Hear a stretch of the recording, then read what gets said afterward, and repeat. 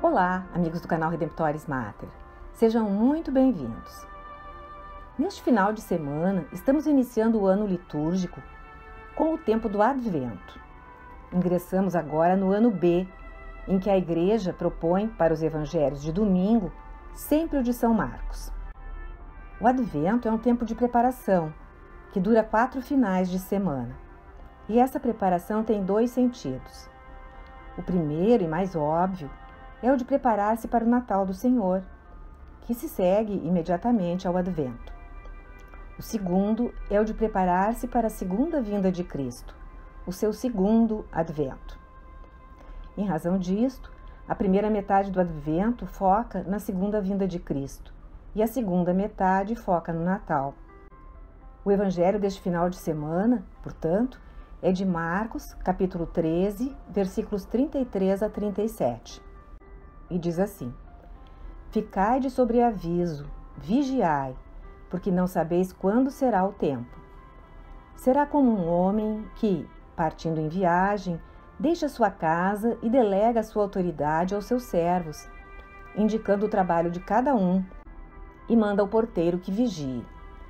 Vigiai, pois, visto que não sabeis quando o Senhor da casa voltará, se à tarde, se à meia-noite, se ao cantar do galo, se pela manhã, para que, vindo de repente, não vos encontre dormindo.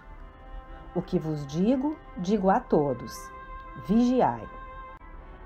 Depois de anunciar a sua paixão e morte, em versículos anteriores a esta passagem e aquilo que se seguirá, Jesus dá esse ensinamento final aos discípulos a respeito do seu segundo advento.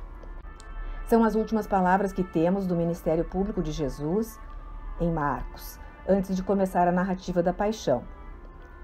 E essas palavras se dirigem aos homens de todos os tempos. O contexto da parábola de hoje é o das profecias sobre a parousia, a segunda vinda do Filho do Homem na glória, no fim dos tempos. A palavra latina adventus significa vinda e é a tradução do grego parousia. Além de falar em sua segunda vinda, Jesus faz uma advertência aos discípulos: vigiai e orai. Fiquem alertas, fiquem acordados, sejam vigilantes. Em seguida, Jesus será preso, sofrerá e morrerá. E por isso ele alerta os discípulos a manterem o senso de vigilância e a expectativa de sua volta e a não duvidar dela.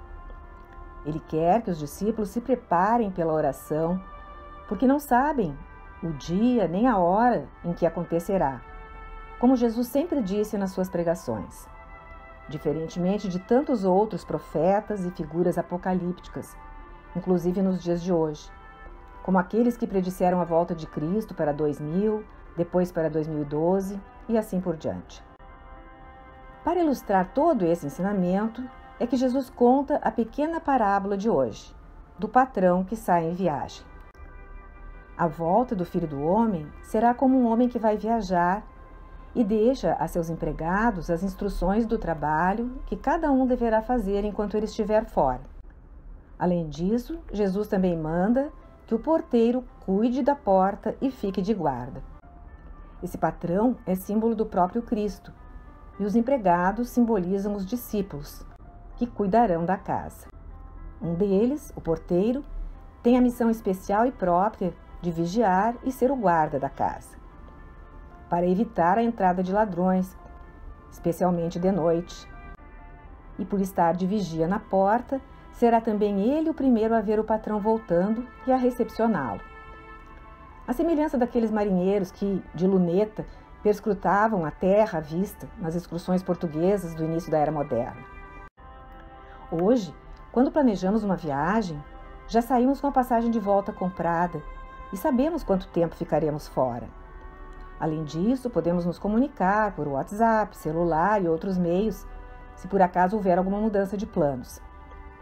Porém, no contexto do primeiro século, ao contrário do que ocorre hoje, nem os que partiam, nem os que ficavam sabiam quando seria o retorno. No mundo antigo, as viagens, sejam a pé ou de barco, dependiam de muitos fatores, principalmente o clima. Às vezes, fortes ventos e até uma estação inteira se interpunham entre uma partida e uma volta. Era preciso esperar até que houvesse condições de viajar com segurança. Paulo, por exemplo, como narra o livro dos Atos dos Apóstolos, várias vezes teve de ficar meses, até um ano, antes de poder alcançar o seu destino ou reencetar uma viagem de volta. Assim será a segunda vinda de Jesus. Não se sabe quando ele retornará, se será de manhã, de tarde ou de noite. Ele fez menção a determinadas horas de guarda específicas, como a do cantar do galo, aquela antes de o dia clarear, o entardecer, a meia-noite, a alvorada. O porteiro precisava estar de guarda, qualquer que fosse a hora. E todos deviam estar vigiando. A ideia que Jesus dá na sua parábola é de uma vinda num momento não esperado, em que o empregado talvez não estivesse pronto ou, quem sabe, até estivesse dormindo. Portanto, a exortação aos discípulos é a de que permaneçam acordados, quer dizer, vigilantes, atentos, sem relaxar. E Jesus completa: o que digo para vós, digo para todos. Algo semelhante aparece no Evangelho de Marcos, no relato da paixão.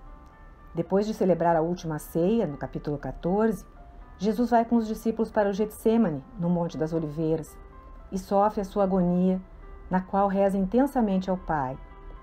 E repete aos apóstolos 3 vezes: rezai para não cair em tentação. Desde que volta a eles na primeira vez, já os encontra dormindo. No Evangelho de hoje, Jesus já está dando o conselho necessário aos apóstolos, porque conhece a fraqueza humana e a dificuldade para manter-se em estado de vigilância contínua. Porém, mesmo recebendo o alerta, logo a seguir, como se pode ver, os discípulos falharam em atendê-lo. Quanto à primeira leitura de hoje, é de Isaías, capítulos 63 e 64, alguns versículos. Isaías viveu no século VIII a.C. Nessas passagens, ele rezou, pedindo que Deus descesse do céu para salvar Israel, que está sofrendo o exílio e a dispersão das tribos entre as nações gentias. Isaías diz assim: sois vós, Senhor, o nosso Pai, nosso Redentor desde os tempos passados. Voltai por amor de vossos servos e das tribos de vossa herança. Logo em seguida, Isaías reconhece as culpas de Israel, que Israel abandonou o Senhor e Jerusalém veio a ser destruída, assim como o templo. Lembra ao Senhor os seus feitos quando os tirou do Egito e as montanhas tremeram com a presença do Senhor. Reconhece que a iniquidade de Israel vem de muito tempo e, como o vento, afastou Israel do Senhor. Mas então apela ao seu Deus. Senhor, vós sois nosso Pai, nós somos a argila da qual sois o oleiro. Todos nós fomos modelados por vossas mãos. Ó Senhor, não vos irriteis excessivamente, não guardeis a lembrança da culpa indefinidamente. Olhai, pois, somos vosso povo. E assim Isaías prossegue na sua súplica. Vemos que toda essa sua oração é um clamor pela vinda do Senhor. De certa forma, é uma oração que prefigura a encarnação de Jesus, verdadeira descida de Deus dos céus. E no tempo do Advento, esta é uma das metas.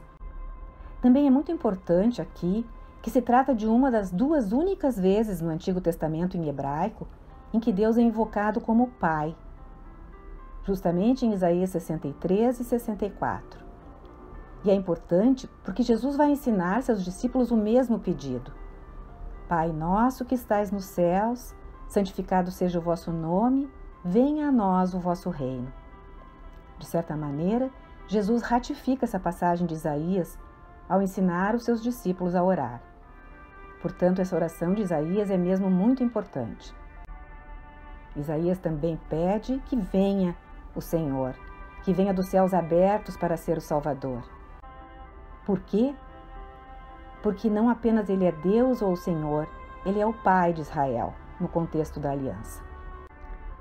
O Salmo de Resposta, número 79, faz o link entre a leitura do Antigo Testamento e o Evangelho, quando reza: Despertai o vosso poder e vinde salvar-nos. Restaurai-nos, ó Senhor. Mostrai-nos serena a vossa face e seremos salvos. É também uma prece por salvação, para Deus vir e salvar o povo, que nos ajuda a pedir o mesmo no tempo do Advento. Ajuda-nos a preparar a vinda de Jesus no Natal, a salvação que será dada pela encarnação do Verbo, assim como a redenção pela cruz e ressurreição, que se consumará na segunda vinda de Cristo. Quanto à segunda leitura, nos tempos especiais, como o do Advento, a temática mostra-se a mesma do restante das leituras, e o tema procura ser apropriado para o tempo em questão, diferentemente do tempo comum, em que a segunda leitura é independente do Evangelho, constituindo um estudo das cartas dos apóstolos, principalmente de Paulo. Hoje, temos a primeira carta aos Coríntios, capítulo 1, versículos 3 a 9. E Paulo diz: Assim, enquanto aguardais a manifestação de nosso Senhor Jesus Cristo, não vos falta dom algum. Ele há de vos confirmar até o fim, para que sejais irrepreensíveis no dia de nosso Senhor Jesus Cristo. Fiel é Deus, por quem fostes chamados à comunhão de seu Filho Jesus Cristo, nosso Senhor.